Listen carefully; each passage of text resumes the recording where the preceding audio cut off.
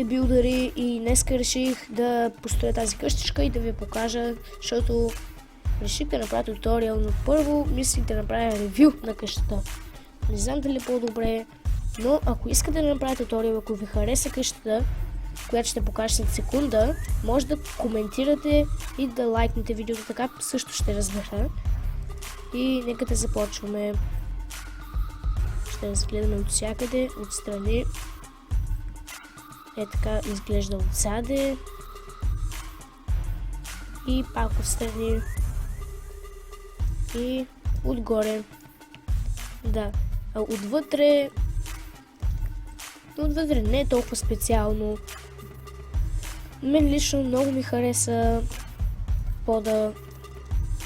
И осветлението не е колко не знае каква работа.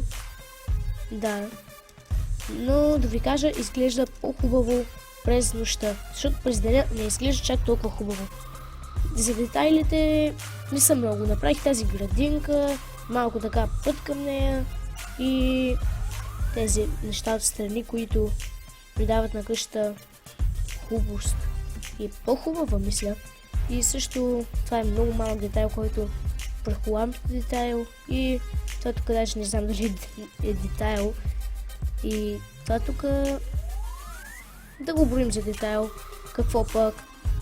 И сори, че видеото не беше чак толкова дълго, беше кратко.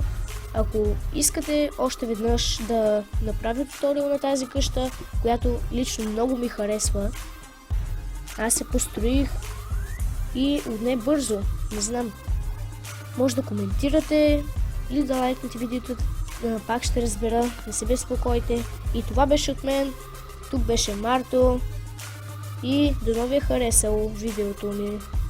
Чао!